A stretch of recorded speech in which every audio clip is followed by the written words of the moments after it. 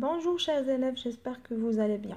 Alors aujourd'hui, on va faire la révision de conjugaison. Bien sûr, les trois dernières leçons, c'est l'imparfait du verbe être et avoir et le passé composé. Alors, on commence par l'imparfait. L'imparfait est un temps du passé, c'est ce que j'ai expliqué l'autre fois. Il correspond à une action qui est finie ou bien terminée. C'est-à-dire que c'est quelque chose qui a déjà passé.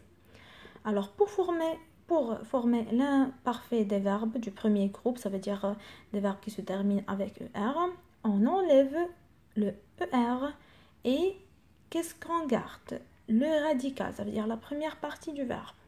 Et on ajoute les terminaisons. Vous savez très bien que les terminaisons de l'imparfait sont avec je fais AIS, avec tu AIS, avec il AIT, nous IONS, vous IEZ, et il avec S, elle avec S, AIENT. Alors il faut réviser ça, d'accord? Alors prenons l'exercice 1. Je conjugue les verbes à l'imparfait. L'an dernier, tu venais en bus. Tu arrives à l'heure. Alors, j'ai enlevé ER du verbe arriver. D'accord? Et qu'est-ce que vous allez faire? Vous ajoutez la terminaison du pronom de conjugaison tu. Alors, à côté du verbe arrive, vous ajoutez la terminaison de tu. La deuxième phrase. Le feu craque dans la nuit. Le feu, alors j'ai pas terminé le verbe. Alors qu'est-ce que vous allez faire? Vous ajoutez la terminaison à côté de l'imparfait. Alors quelle terminaison? Ça veut dire si je remplace le feu par un pronom de conjugaison, c'est il. D'accord? Parce que c'est un sujet masculin singulier.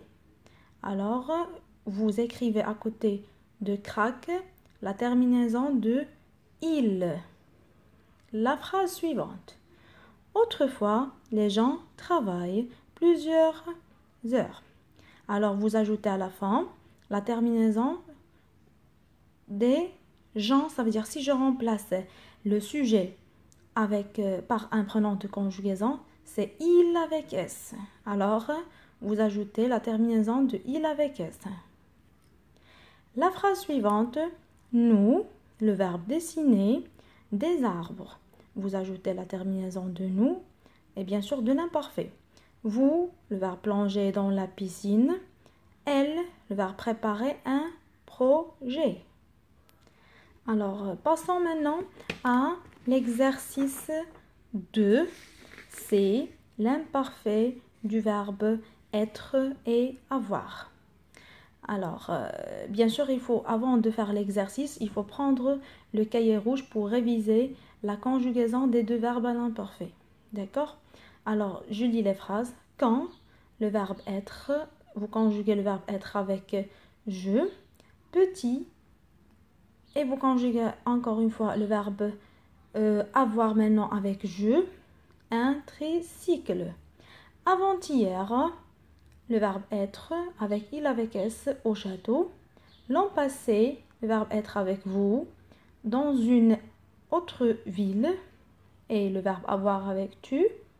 Plein de jouets. Alors, j'ai dit, vous conjuguez les deux verbes à l'imparfait. Alors, prenons maintenant la dernière partie. C'est du passé composé. Alors, on peut dire, on emploie le passé composé pour exprimer des faits passés. C'est-à-dire, c'est quelque chose qui a déjà passé, des actions passées, ou bien terminées. Il est composé de deux parties. C'est pour cela, j'ai dit le passé composé parce qu'il est composé de deux parties. La première partie, c'est l'auxiliaire être et avoir, ou bien avoir conjugué au présent, plus le participe passé du verbe. D'accord? Alors, prenons maintenant l'exercice du passé composé. J'écris le pronom de conjugaison qui convient. C'est très facile. Alors, Il y a et acheter une voiture. Qu'est-ce que vous allez écrire? Seulement le pronom de conjugaison. Est-ce que je, tu, il, nous, vous, il avec S ou bien elle avec S? Bien sûr, vous savez très bien comment vous conjuguez les verbes être et avoir au présent.